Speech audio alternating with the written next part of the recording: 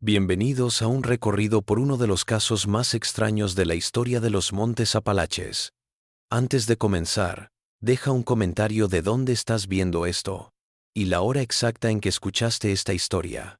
Queremos saber de dónde y en qué horarios del día o noche se reciben estas historias documentadas. 17 de noviembre de 1927. Se había puesto muy frío en el condado de Harlan, Kentucky. La escarcha se aferraba a las ventanas de todas las casas en Millerton, una ciudad que vivía solo por la veta de carbón que yacía bajo las montañas. Aquí fue donde comenzaron a surgir los primeros informes sobre el comportamiento extraño de Veronica Burke, una mujer cuyo nombre pronto se grabaría en los anales locales como el centro de una de las investigaciones más perturbadoras jamás vistas en los Montes Apalaches. Veronica Burke no era de Millerton. Había llegado de Richmond, Virginia, en la primavera de 1926, después de la muerte de su esposo, el adinerado hombre de negocios Augustus Burke, que había comprado la mayor casa de la ciudad, una casa victoriana en la cima de la colina de Whistler, con vista a toda la comunidad minera. La casa había sido del superintendente de la mina, que se fue después de la huelga violenta del año pasado. Los lugareños miraban la mansión con admiración y sospecha, pues era un monumento a la riqueza de Millerton. Los que se beneficiaban del carbón y los que arriesgaban sus vidas para sacarlo de la tierra. Lo que hizo que la llegada de Verónica fuera tan impactante fue que llegó sola, sin parientes, sin sirvientes, solo ella y sus baúles. En aquellos tiempos, que una mujer rica viajara sola era lo suficientemente raro como para llamar la atención, pero su belleza callaba a la mayoría de los detractores. A sus 39 años, Verónica era una mujer hermosa. Cabello negro, azabache cortado en un bob, que enmarcaba un rostro de pómulos altos y ojos grises e intensos. Iba vestido a la moda, muy diferente de la ropa funcional que llevaban las mujeres de por aquí. La casa en la colina de Whistler había estado abandonada durante los meses que estuvo desocupada. Verónica contrató a hombres de la zona para restaurarla a su antigua belleza, pagándoles bien, según el diario personal del tendero general de Millerton, Jasper Holbrook. La señora Burke ha gastado el dinero de su difunto marido, escribió. Sus hombres han pagado sus deudas, y más, con lo que han ganado. Ojalá hubiera más como ella que compartieran su riqueza en estos tiempos. Durante meses, Veronica Burke fue objeto de miradas curiosas, pero nada más. Se mantuvo distante. Casi nunca iba al pueblo, excepto para ir a la tienda general por provisiones o para contratar gente para trabajar en sus tierras. Algunos la hallaban reservada, otros, distante. Las campesinas, a decir de los periódicos locales, la miraban con envidia y sospecha. Todo cambió en octubre de 1927, cuando la mina de Millerton recortó los salarios por tercera vez en el año. Los hombres que apenas llegaban a fin de mes, de pronto ya no pudieron dar de comer a sus familias. Muchos dejaron el pueblo definitivamente al irse a trabajar a otro sitio. Los que quedaron se desesperaron. Fue en estos tiempos difíciles que Veronica Burke empezó a mostrar el comportamiento por el que se haría famosa. Según varios testimonios, empezó a invitar a ciertos hombres del pueblo a su cabaña en la colina de Whistler. Las invitaciones se entregaban en mano, normalmente cuando las esposas de los hombres estaban fuera. El primero en ser invitado fue Matthias Gantry, un capataz de la mina que acababa de ser despedido por los recortes. Su esposa, Esther Gentry, declaró más tarde a los investigadores de la oficina del sheriff del condado. Matt llegó a casa esa noche con una mirada extraña en sus ojos. Dijo que la señora Burke lo había invitado a cenar a su casa para hablar de una posible oportunidad de trabajo. No me gustó. Ninguna mujer respetable invita a cenar a solas a un hombre casado, pero necesitábamos el dinero. Matthias Gantry llegó a la casa de la colina de Whistler a las 7 de la noche del 12 de octubre. Según su propio testimonio, en una carta encontrada entre sus posesiones tras su desaparición, Verónica lo recibió en un vestido de noche digno de una gala en Nueva York, no de una cena en la Kentucky rural. La casa estaba cambiada. Velas por doquier, anotó, una mesa cubierta de fina porcelana, copas de cristal repletas de vino. Ella me sonrió como ninguna mujer me había sonreído antes, como si viera algo en mí que nadie más veía. Dijo que me había estado observando, que sabía que era diferente al resto del pueblo, más ambiciosa, más merecedora. La cena, según la carta de Matías, fue preparada. Múltiples platos que no se encontraban en Millerton. Le preguntó todo, desde sus sueños hasta sus decepciones. Escuchó rellenando su copa de vino cada vez que se vaciaba. La noche continuó, y ella empezó a hablar de su esposo fallecido y de la herencia que le había dejado. Me dijo que se sentía sola. Escribió Matías que la casa era demasiado grande para una sola persona. Dijo que necesitaba un hombre para que le ayudara a manejar sus negocios, alguien en quien pudiera confiar. Cuando dije esposa, su rostro se transformó. Algo helado cruzó sus ojos, pero sonrió. También se podría arreglar para Esther. Podría haber sitio para los dos si pruebo ser digno. Lo que sucedió a continuación no estaba claro en la misiva de Matías. Las últimas páginas estaban manchadas por lo que parecían ser manchas de agua. Lo que se sabe es que llegó a casa bien entrada la noche, según su esposa, inusitadamente excitado. No me quiso decir mucho de la noche, declaró después Esther a los investigadores. Solo que la señora Burke le había dado un trabajo para manejar su casa y sus finanzas. El sueldo era más de lo que jamás había ganado en la mina. Cuando le pregunté por qué me confiaría tal cosa si apenas me conocía, se puso a la defensiva. Dijo que debería estar agradecida en lugar de sospechar. 3 días después, Matías Gantry regresó a la casa en la colina de Whistler. Según Esther, se llevó su mejor traje y una bolsita con cosas de aseo. Dijo que la señora Burke necesitaba ayuda para catalogar algunas de las propiedades comerciales de su difunto esposo y que podría necesitar que me quedara a pasar la noche en el estudio. No le creí, pero ¿qué podía hacer? Dijo que esta era nuestra oportunidad de salir de la pobreza. Matías Gantry nunca volvió a casa. Cuando Esther fue a la policía una semana después, fueron a la casa de Verónica Burke. Ella los recibió en la sala de estar, completamente compuesta, y dijo que sí, que había contratado al señor Gantry para unos asuntos, pero que se había ido hace días, algo sobre mejores oportunidades en Charleston. Se preguntó por qué él no le había contado a su esposa sobre sus planes. La policía, al no hallar indicios de juego sucio y conociendo el estatus de Verónica, creyó su explicación. Muchos hombres habían dejado Millerton en los últimos meses, en busca de trabajo en otros lugares. Algunos se habían ido sin decírselo a sus familias, avergonzados o deseosos de un nuevo comienzo. El mes siguiente, 3 hombres más de Millerton fueron invitados a la casa en la colina de Whistler. Samuel Warren, un carpintero que había hecho reparaciones para Verónica. Tobias Fletcher, el único banquero del pueblo. Y Donovan Pierce, un hombre más joven que trabajaba como oficinista en la empresa minera. Los 3 desaparecieron tras la segunda o tercera visita a la casa de Verónica.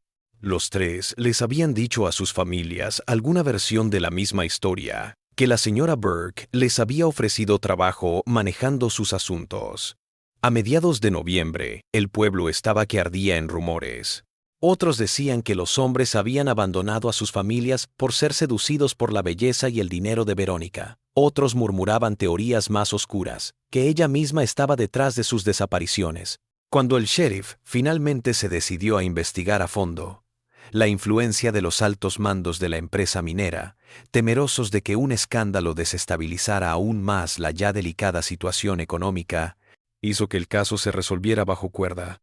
Se mandó a 2 agentes a registrar la casa en la colina de Whistler, mientras se sabía que Verónica estaba en el pueblo. Lo que encontraron en el ático se registró en informes oficiales, pero se mantuvo en secreto durante casi 40 años. Fue hasta que los registros del condado se estaban moviendo a microfilm en 1965 que una secretaria judicial descubrió el archivo sellado y, horrorizada por su contenido, alertó a un historiador local. Según el agente, el ático de la casa se había transformado en una cámara como nunca habíamos visto en nuestros años de servicio. La sala estaba separada en partes por cortinas pesadas que colgaban de las vigas. La primera sala albergaba una mesa llena de periódicos, fotos y pertenencias de cada uno de los hombres desaparecidos. Los diarios estaban llenos de entradas que comenzaban de manera normal, pero que poco a poco se volvían más perturbadoras. La última entrada de Matías Gantry decía: «Ella dice que casi estoy lista, que pronto comprenderé lo que vio en mí desde el principio. El resto ya no importa. Nada importa más que probarle que soy digno. Detrás de la siguiente cortina, los agentes encontraron lo que llamaron herramientas de sujeción, esposas, cuerdas y otros dispositivos atados a las vigas del ático. Manchas oscuras manchaban el suelo de madera bajo sus pies. La tercera parte del ático albergaba una serie de frascos y botellas de vidrio etiquetadas y colocadas en estanterías adosadas a las paredes. Los agentes no especificaron qué contenían estos frascos en su informe policial. Solo dijeron que habían salido inmediatamente del local para informar sobre sus hallazgos y que el contenido apuntaba a alteración mental severa y probable actividad criminal. Antes de que pudiera llevarse a cabo una investigación adecuada, la casa en la colina de Whistler se incendió. Cuando llegaron los bomberos voluntarios, el edificio estaba en llamas. El calor sofocante hizo imposible cualquier esfuerzo por salvar el edificio o lo que había dentro. Tras el fuego, los investigadores que rastrearon las ruinas no hallaron restos humanos. Veronica Burke había desaparecido.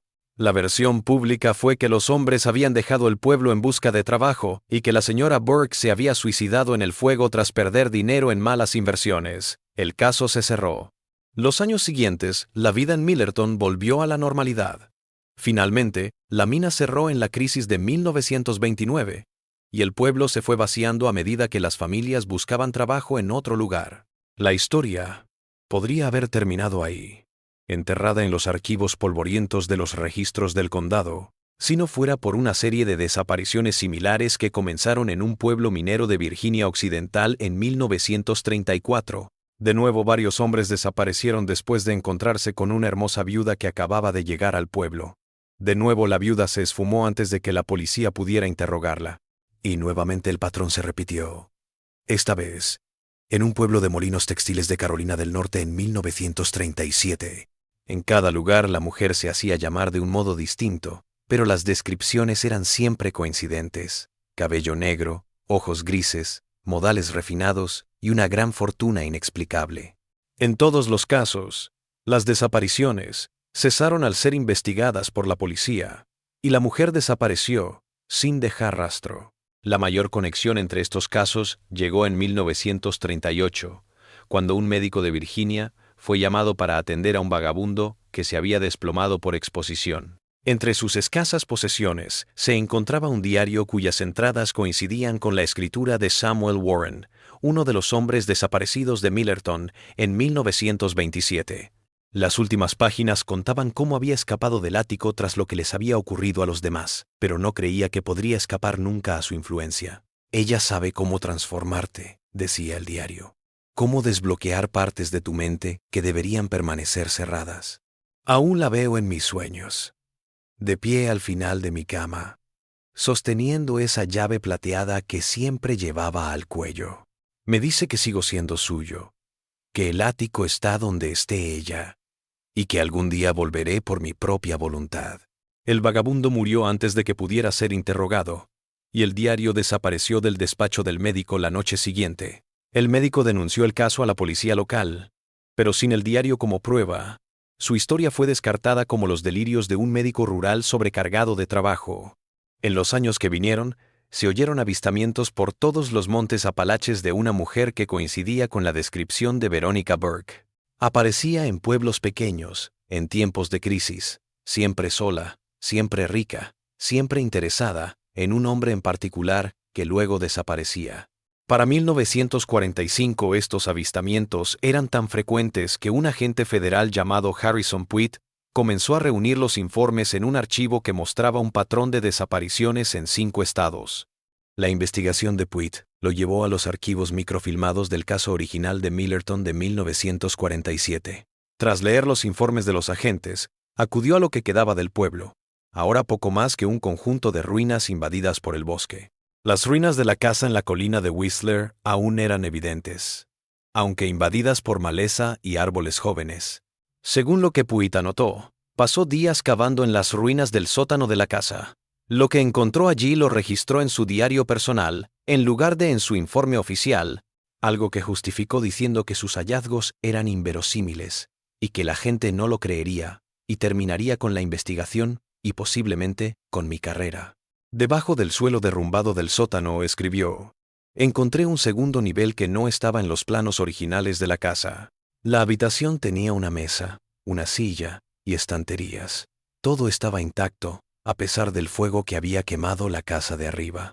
Los libros eran en su mayoría textos médicos, diarios de investigación psicológica y algunos volúmenes manuscritos en un idioma que no pude reconocer. Puig dijo que entre sus hallazgos había una pequeña llave de plata en una cadena, tal como se describía en el diario de Samuel Warren. La llave, según sus apuntes, abría una caja metálica empotrada en la pared de la habitación secreta. Lo que había en la caja se refirió solo como evidencia fotográfica de procedimientos realizados en el ático, de naturaleza tan perturbadora que los he asegurado por separado.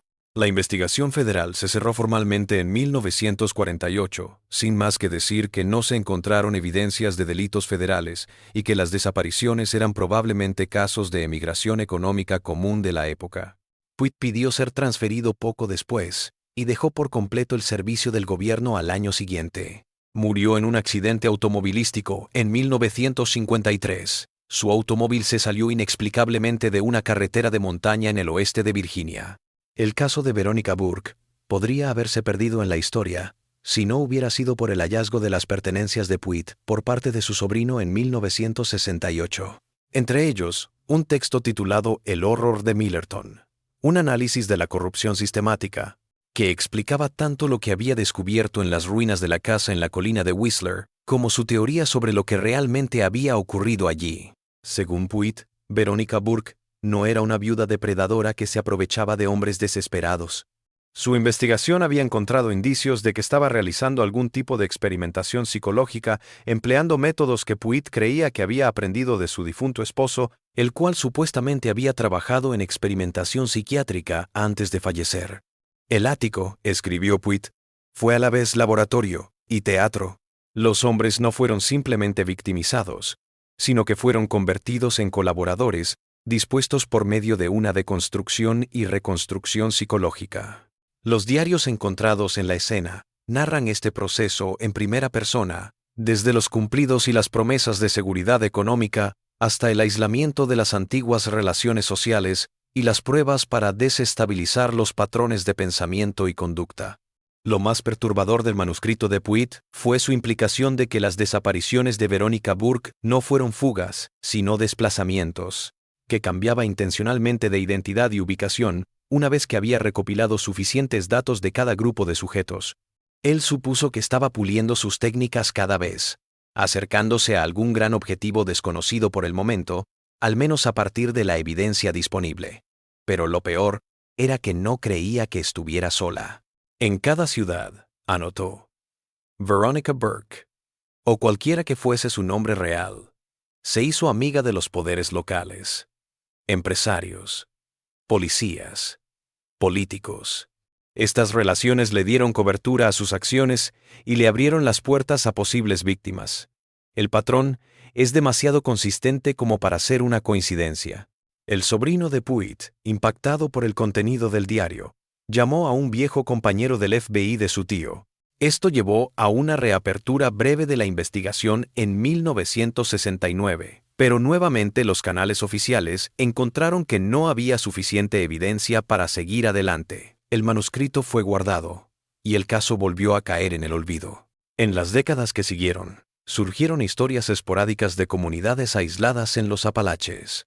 Historias de mujeres bien vestidas, que aparecían durante las épocas más difíciles. Compraban casas grandes y se interesaban por hombres locales específicos que luego desaparecían. Estos informes fueron descartados en su mayoría como leyendas urbanas, ecos del caso original de Veronica Burke, que se había convertido en una especie de folktale local. Luego, en 1965, una estudiante de posgrado llamada Margaret Thorne empezó a estudiar lo que ella llamó patrones depredatorios en barrios pobres para su tesis doctoral en sociología. Thorne había crecido en el este de Kentucky y había oído hablar de la historia de Veronica Burke de niño.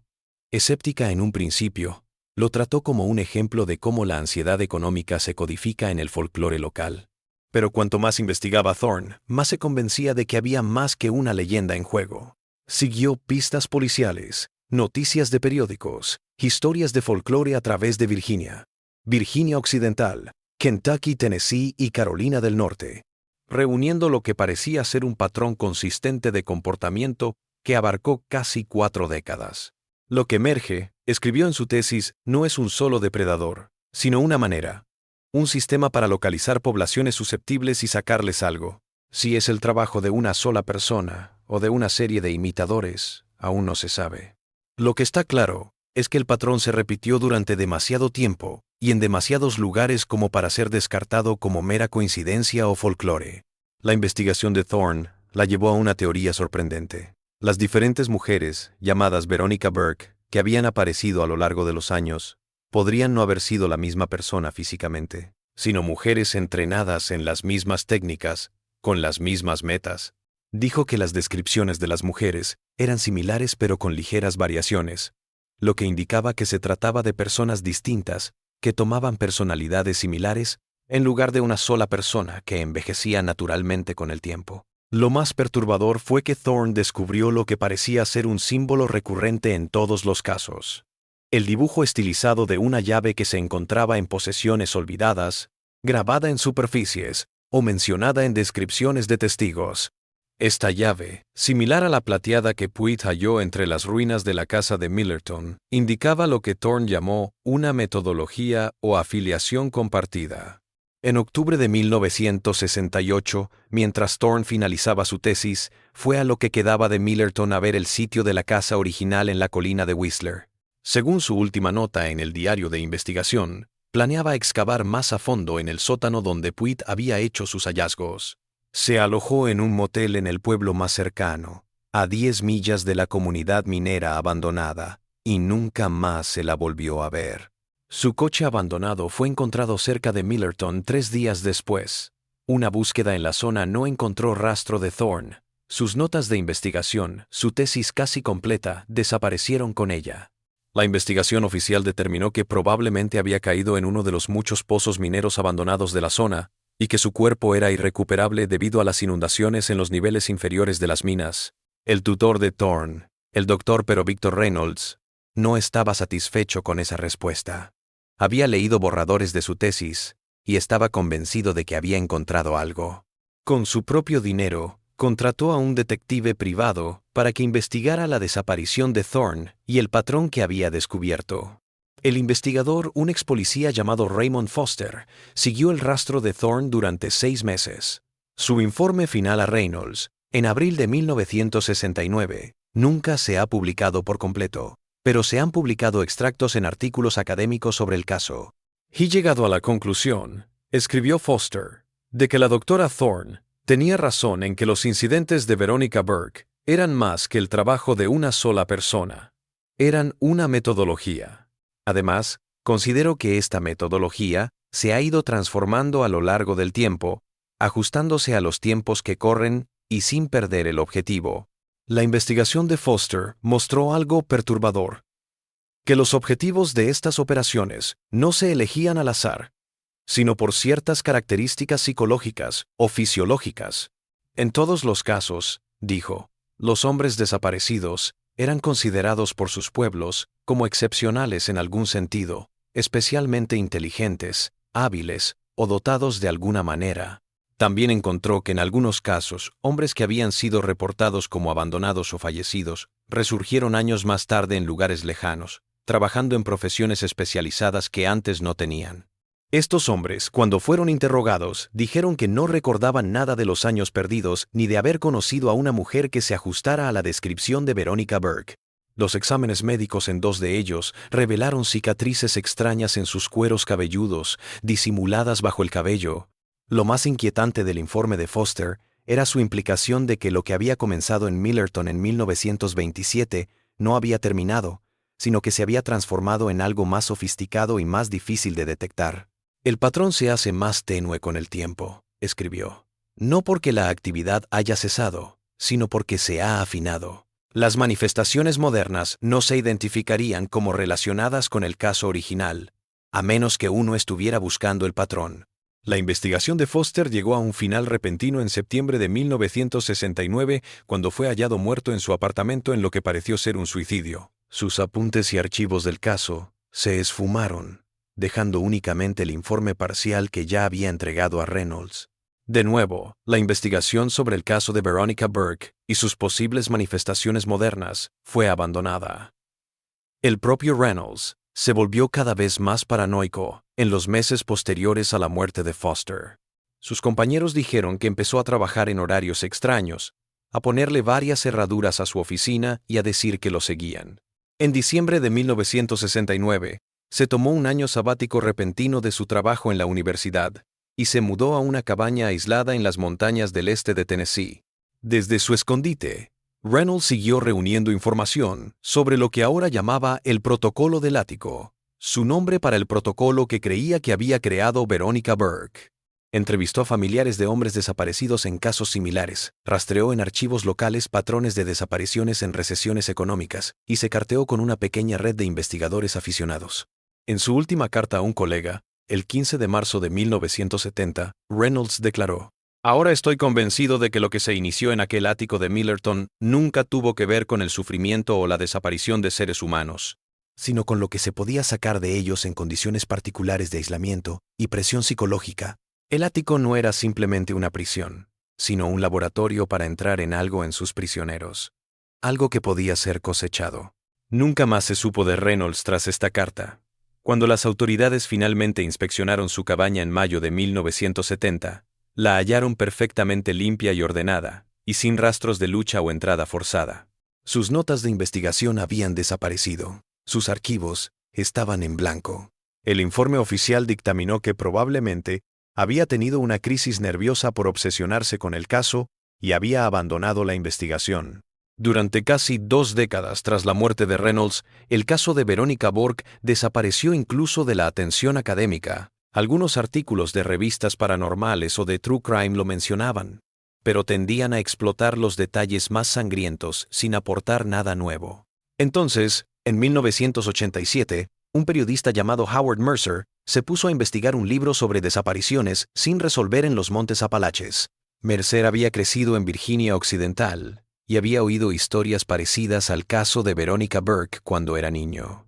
Su interés era inicialmente profesional. Veía la posibilidad de una buena historia que mezclara el misterio histórico con el folclore local. Pero cuanto más investigaba Mercer, más se convencía de que el patrón que Thorne y Reynolds habían descubierto era real y que podría seguir ocurriendo. Siguió la que creía que eran las formas actuales de la misma metodología. Casos donde pueblos pobres sufrían oleadas de desapariciones tras la llegada de una mujer rica y solitaria. La búsqueda de Mercer lo llevó a un pueblo aislado en el oeste de Virginia, donde los lugareños dicen que varios hombres desaparecieron en los últimos 2 años, tras acostarse con una recién llegada. Una viuda que compró la casa más grande del pueblo en una colina que domina la comunidad. Sabiendo lo que le había ocurrido a otros investigadores, Mercer se preparó. Compartió su investigación con varios colegas, programó controles regulares con su editor y usó un dispositivo de grabación oculto cuando visitó la comunidad de Virginia. Pero nada de eso bastó. 3 días después de llegar al pueblo, Mercer se esfumó. Su coche alquilado apareció abandonado en un camino forestal en las afueras del pueblo. Su habitación de hotel no estaba revuelta, pero sus notas de investigación habían desaparecido. El sheriff local buscó, pero no pudo encontrar a Mercer. El caso se cerró como otro accidente desafortunado en las peligrosas montañas Apalaches. 2 semanas después de la desaparición de Mercer, su editor recibió un paquete, un cassette de audio. La grabación, verificada como la voz de Mercer, duró poco menos de 5 minutos.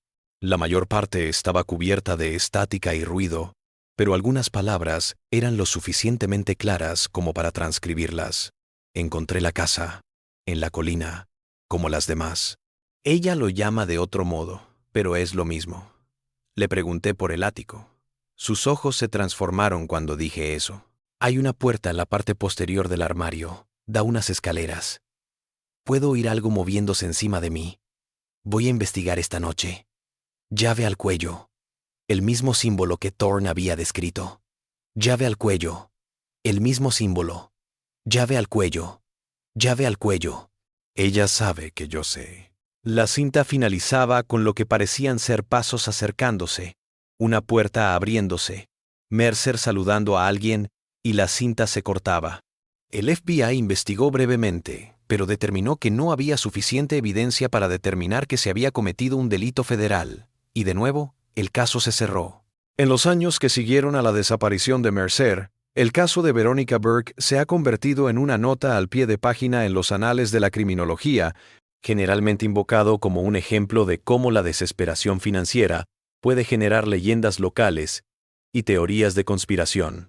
Los artículos académicos lo mencionan en ocasiones en discusiones sobre desapariciones históricas sin resolver o el folclore de los Apalaches, pero la investigación seria se ha detenido. Y sin embargo, en los pueblos de los Apalaches, las historias continúan. Historias susurradas de mujeres elegantes y solitarias que llegan en tiempos difíciles, comprando casas grandes en las colinas que dominan los pueblos en declive, interesándose por ciertos hombres que luego desaparecen.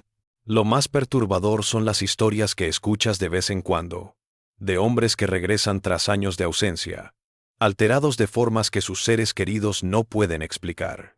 Hombres que no recuerdan dónde han estado, qué les pasó. Hombres que a veces se despiertan gritando por un ático y lo que sucede allí. El ejemplo más reciente de este patrón tuvo lugar en un pequeño pueblo minero de carbón del este de Kentucky en 1968. Cuando 3 hombres desaparecieron en el lapso de 6 meses, cada uno después de encontrarse con una viuda recién llegada que había comprado la antigua casa del gerente de la mina en las afueras del pueblo. Cuando la policía finalmente llegó a interrogarla, la casa estaba vacía, limpia, sin rastro de la mujer ni de los hombres desaparecidos. En las décadas que han pasado desde entonces, nunca se han hecho estudios oficiales, nunca se han gastado fondos federales para averiguar si estos casos separados tienen algo más en común que la coincidencia y el folclore. El caso de Veronica Burke y las desapariciones de Millerton todavía está en los archivos, sacado a relucir de vez en cuando por aficionados al crimen real, pero en gran medida olvidado por la policía. Tal vez estaba destinado a ser. Tal vez la manera que empezó en ese ático en 1927 ya no deja huellas evidentes para los ojos que no saben qué buscar. Tal vez todavía vive, incluso hoy, en barrios bajos por la desesperación económica, en mansiones en las colinas cuyos áticos albergan secretos que pocos encuentran y menos aún revelan. O tal vez sea solo una leyenda, una historia que se transforma y se extiende, porque refleja algo real sobre la vulnerabilidad de algunas comunidades y los depredadores que se aprovechan de esa vulnerabilidad. Tal vez Veronica Burke era simplemente una mujer perturbada que había cometido atrocidades en esa casa en la colina de Whistler, y todo lo demás había sido coincidencia y el folclore que se había acumulado alrededor del horror original. Lo que sigue siendo cierto es que 4 hombres desaparecieron de Millerton en el otoño de 1927, que la casa en la colina de Whistler se quemó antes de que pudiera llevarse a cabo una investigación adecuada, que Veronica Burke desapareció, y que, en las décadas transcurridas, aquellos que se acercaron demasiado al caso desaparecieron ellos mismos, y su trabajo con ellos. La llave plateada que Puitt encontró en las ruinas de la casa de Millerton se guardó como evidencia en el edificio federal en Charleston, Virginia Occidental, en 1947. Según el inventario, permaneció allí hasta 1969, en que fue catalogada como desaparecida, supuestamente extraviada, en la reorganización del archivo. Su paradero, como muchas otras cosas en este caso, aún se desconoce. Para la gente de los Apalaches, especialmente en los pueblos más pequeños que dependen de las industrias en decadencia, la historia es una advertencia y una explicación, una manera de dar sentido a las desapariciones ocasionales que ocurren en lugares donde la desesperación económica hace a la gente susceptible a las promesas de oportunidad y escape. Y para quienes han conocido a las señoras elegantes que de vez en cuando aparecen en tales colonias, que han visto la llave plateada que llevan al cuello, que han sido invitadas a casonas en las lomas, y les han mostrado las escaleras a los áticos. Para ellos la historia de Veronica Burke no es una leyenda, es un horror que aún resuena a través de las montañas, tan real como la noche que cae sobre los valles solitarios cuando el sol se esconde tras las cimas. Lo que aún resulta inquietante en el caso Millerton es el tipo de relación que Veronica Burke llegó a tener con cada uno de los hombres desaparecidos. Según los diarios encontrados en el ático, no usó la seducción o el dinero, sino una forma elaborada de manipulación psicológica que convirtió a sus víctimas en participantes voluntarias en lo que fuera que hiciera en ese ático. El manuscrito de Puig incluye fragmentos del diario de Matthias Gantry que muestran cómo se fue desarrollando esta manipulación. Al principio pensé que solo estaba sola, necesitada de compañía y ayuda, pero ahora sé que ella vio algo en mí desde el principio, algo que yo no veía en mí mismo. Habla de transformación, de convertirse en más que humano, de trascender la carne. Creía que eran divagaciones filosóficas, pero ahora he visto con mis propios ojos en su laboratorio los especímenes, los registros, los resultados. La mención de especímenes y un laboratorio implica que lo que hacía Veronica Burke en el ático iba más allá de la manipulación psicológica, adentrándose en algún tipo de experimentación fisiológica. Esto se hace eco del hallazgo de Foster de cicatrices extrañas en el cuero cabelludo de hombres que resurgieron años después de desaparecer sin recordar el tiempo perdido. Lo que hace que el caso de Veronica Burke sea tan perturbador no es solo la desaparición de personas o la insinuación de experimentación, sino la implicación de que estas acciones formaban parte de algo mucho mayor que persistió mucho después de su partida de Millerton. El arquetipo de mujeres elegantes y solitarias que emergen en comunidades afligidas económicamente, que persiguen a ciertos hombres con características específicas y luego desaparecen cuando la policía llega a investigar, apunta a un método organizado en lugar de a un solo individuo perturbado, lo que ha atormentado a los investigadores del caso durante décadas. ¿Cuál era el motivo de todo esto? ¿Qué se cosechaba de los hombres en aquellos áticos? ¿Y quién o qué organización podría estar detrás de un patrón que había continuado, en formas cambiantes, durante más de 40 años? La teoría de Reynolds, que compartió en cartas a colegas antes de su muerte, era que el método de Veronica Burke era una forma de entrar y sacar algo que él llamaba solo el potencial oculto, habilidades o rasgos que residen dentro de ciertas personas, pero que permanecen latentes en condiciones ordinarias. El ático, escribió, genera aislamiento, desorientación y estrés psicológico que aparentemente abren vías neuronales ocultas. El proceso es relatado en los diarios de los individuos como inicialmente doloroso, pero finalmente transformador. Dicen que ven más allá del velo, que entienden lo que no se puede expresar con palabras, que se convierten en más de lo que eran. Esta teoría podría aclarar por qué los hombres desaparecidos a menudo eran descritos por sus comunidades como excepcionales o talentosos. No fueron elegidos al azar, sino porque mostraban signos del potencial latente que Veronica Burke y sus posibles socios querían explotar. También podría aclarar por qué algunos hombres regresaron años más tarde trabajando en habilidades especializadas que antes no tenían memoria del tiempo perdido. Habían sido alterados mediante el protocolo del ático, sus habilidades despertadas y posiblemente cosechadas antes de ser liberados nuevamente en el mundo. La peor posibilidad planteada en el informe de Foster es que lo que se inició en Millerton, en 1927, no fue el acto aislado de un individuo perturbado, sino los primeros pasos de un proceso sistemático que se ha ido perfeccionando y extendiendo a lo largo de los años. Lo que era crudo y monstruoso en ese ático en la colina de Whistler se ha transformado en algo más sutil, más esquivo, pero no menos destructivo para quienes están a su merced. En los casos que vi de los años 50 y 60, no había evidencia física de sujeción en el ático original de Millerton, dijo Foster. En cambio, los hombres que se iban parecían hacerlo a propósito, volviendo a casa en las colinas cada noche, cada vez más ajenos a las vidas que habían dejado atrás.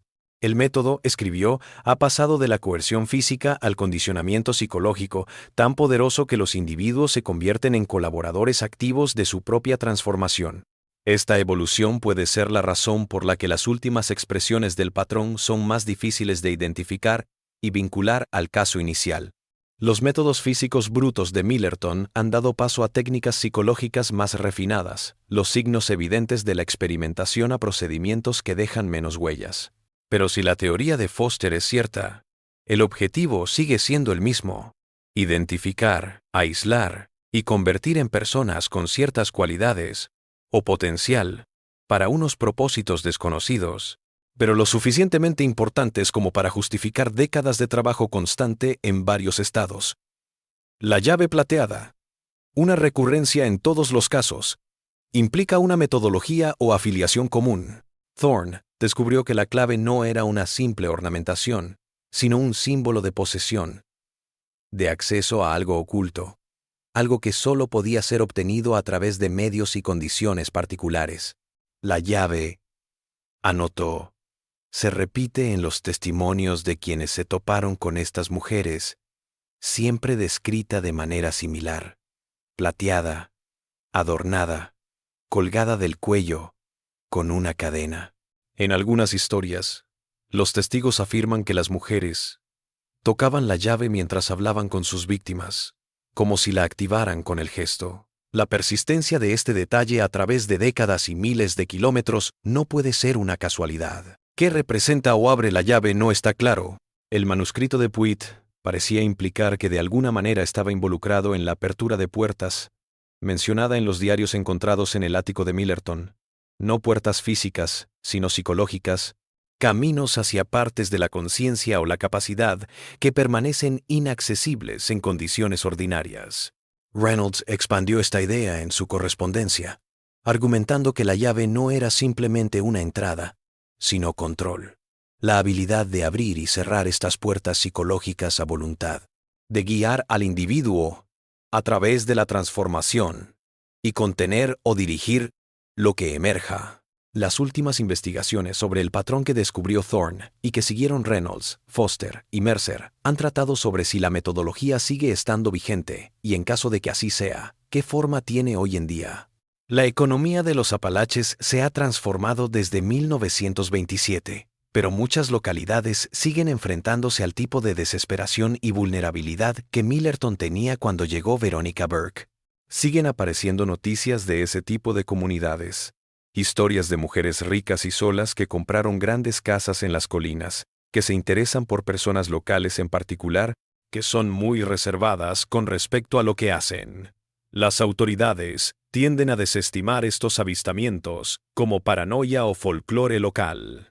Pero para quienes conocen la historia, son señales alarmantes de que lo que empezó en ese ático de Millerton aún puede estar en marcha. La última investigación confiable sobre este patrón actual la llevó a cabo una periodista llamada Alexandra Holt, quien en 2003 comenzó a investigar lo que llamó metodologías de extracción en poblaciones vulnerables para un libro sobre depredación en áreas empobrecidas. La investigación de Holt la llevó a los registros históricos del caso de Veronica Burke y las investigaciones posteriores de Thorne, Reynolds, Foster y Mercer. A diferencia de aquellos que lo habían precedido, Holt lo abordó con cautela, consciente de lo que les había ocurrido a otros investigadores que se habían adentrado demasiado en el patrón. Ella llevó a cabo su investigación en secreto, usando nombres falsos e intermediarios para reunir información, y compartía sus descubrimientos solo con un círculo reducido de colegas de confianza en vez de publicarlos. Según uno de estos compañeros, que pidió no ser identificado, Holt halló indicios de que la metodología había continuado desarrollándose y se había infiltrado en estructuras e instituciones más convencionales. Ella pensaba, según el compañero, que lo que habían iniciado como actos aislados, otros como Veronica Burke, se había ido integrando con el tiempo en algo más grande y estructurado. Que los áticos ya no se encontraban en residencias privadas en colinas, sino en edificios de apariencia más legítima. La investigación de Holt la llevó a un centro de investigación privado en Virginia Occidental, que se fundó en la década de 1990 como Centro de Salud Conductual y Ciencias Cognitivas. Según sus apuntes, el emplazamiento se encontraba en un barrio empobrecido, y el personal que lo atendía estaba compuesto por varias mujeres que encajaban con el retrato que se suele hacer del patrón histórico: refinadas, solitarias, inexplicablemente ricas y relacionadas con hombres de negocios y política. El objetivo manifiesto de la instalación era investigar y tratar diferentes trastornos cognitivos y psicológicos, pero el trabajo de Holt insinuó que sus verdaderas prácticas podrían consistir en localizar y atraer individuos con ciertas habilidades o potencial, especialmente de la comunidad local pobre que la rodeaba. Antes de que pudiera terminar su trabajo, Holt desapareció de la vista del público, comunicando a sus colegas que había aceptado un puesto en el extranjero, en una institución de investigación. Las comunicaciones con ella se cortaron repentinamente en 2005, y las averiguaciones que se hicieron a través de la institución a la que decía haberse incorporado demostraron que nunca había sido, ni ofrecido, ni aceptado en tal institución. Sus materiales de investigación, como los de los investigadores anteriores a ella, se perdieron. Sus compañeros, extrañados por su silencio, alertaron a la policía. Pero la investigación determinó que probablemente había cortado lazos anteriores y asumido una nueva identidad por razones personales, una explicación que a quienes conocían el patrón les pareció inquietantemente familiar. La instalación que Holt había estado estudiando siguió funcionando durante años después de su desaparición, pero cerró de repente en 2009 por falta de fondos. El edificio está vacío. Su función y lo que ocurría en su interior solo lo saben quienes trabajaron en él. Para aquellos pocos que aún siguen la pista marcada por Thorne y Reynolds, Foster, Mercer y Holt, la pregunta sigue siendo: ¿qué se inició en ese ático de Millerton en 1927? ¿Y qué forma tiene hoy? ¿Se ha transformado la metodología en algo irreconociblemente relacionado con el caso original? ¿Se ha infiltrado en estructuras e instituciones aparentemente legítimas, ocultándose a la vista? ¿O ha muerto realmente, se ha roto el patrón, se ha abandonado la metodología a medida que sus creadores envejecieron y murieron, dejando solo el folclore local y las preguntas sin respuesta que han perseguido a los Montes Apalaches durante casi un siglo? Lo que queda claro es que el caso inicial de Millerton sigue siendo uno de los casos más escalofriantes de depredación en comunidades vulnerables en la historia de Estados Unidos. Que 4 hombres desaparecieron de ese pueblo minero en el otoño de 1927, tras estar con Veronica Burke. Que la casa en la colina de Whistler tenía un ático en el que sucedió algo terrible. Y que quienes han intentado demasiado averiguar qué pasó allí han desaparecido también, su investigación desvaneciéndose con ellos. Para los que siguen investigando el caso, la advertencia es clara: mira demasiado en el ático y podrías acabar en él. Pregunta demasiado por la llave plateada y podrías descubrir qué puertas abre. Síguelo muy de cerca y podrías convertirte en él. El ático espera. La llave gira. Y en algún lugar de los Montes Apalaches, la metodología continúa, mutando, adaptándose, pero en esencia, la misma: encontrar, aislar y transformar a aquellos con el potencial de ser algo más de lo que son, para unos propósitos tan opacos como el polvo en ese ático original en la colina de Whistler. En la última noticia del caso de Veronica Burke, un investigador de la Universidad de Virginia encontró una serie de fotografías en los archivos de un hospital psiquiátrico cerrado en la década de 1980.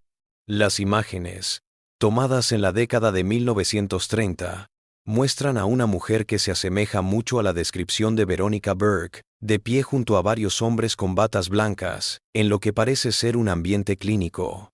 La mujer lleva una llave plateada colgada del cuello. El arqueólogo que encontró las fotografías las mostró a colegas interesados en la historia del tratamiento psiquiátrico en los Apalaches. 3 días después, el investigador informó que las imágenes habían desaparecido del archivo. Al intentar abrir las copias digitales que había realizado, los archivos estaban corruptos e irrecuperables. Sus peticiones para hablar con los administradores de la universidad fueron rechazadas, y le dijeron que su beca de investigación no se renovaría para el próximo año escolar.